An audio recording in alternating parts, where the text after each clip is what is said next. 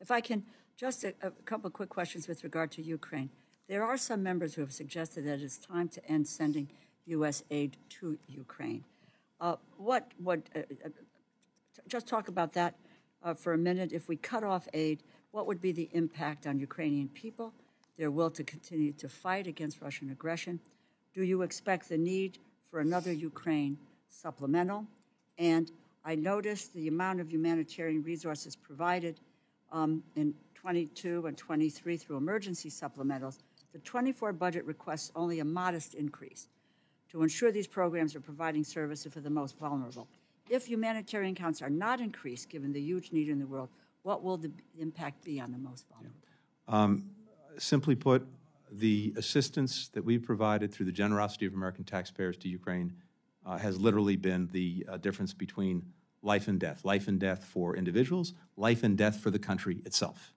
But the fact is as well, we have rallied, as a couple of you pointed out, more than 50 other countries around the world, well beyond Europe, to engage in that support with us. And I think it is very important to focus on the fact that we do have real burden sharing when it comes to Ukraine, because I think the American people deserve to know that they are not in this, we are not in this alone. If you look at the money that's already been expended, not the money that remains to be expended, but the money that's already been expended, security assistance to Ukraine, we provided about $32 billion thus far of actually expended money.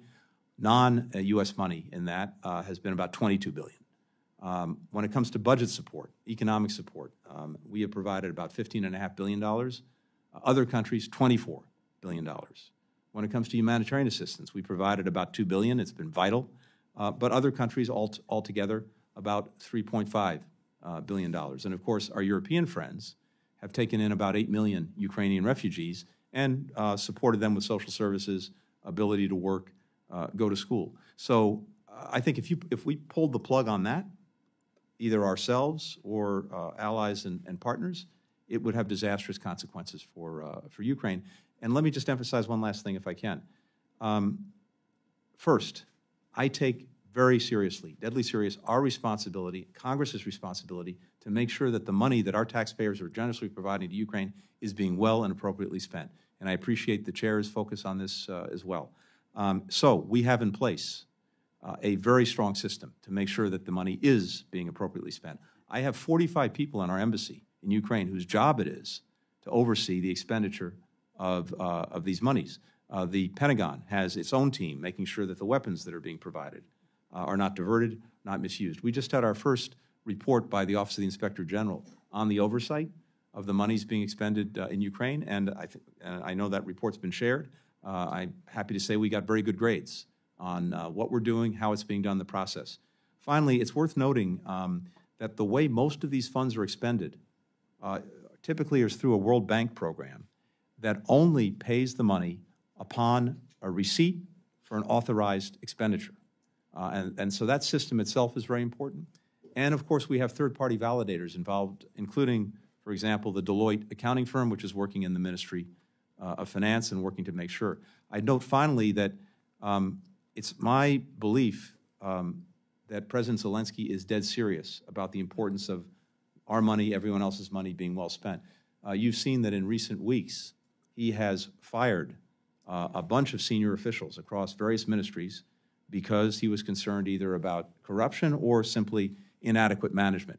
That, to me, is proof that he is not only paying lip service to, but is taking action to make sure that our money is being well spent. Whether we expect another supplemental? I can't honestly speak to that right now because, again, of the generosity of Congress at the end of last year. The last supplemental carries us through much of this year. And so much is going to depend on what happens on the ground. I will say this.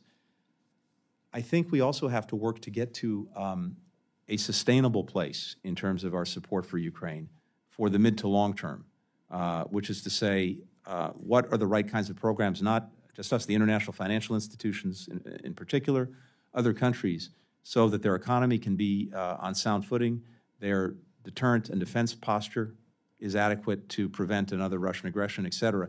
We're going to have to focus on making that kind of transition at the right moment.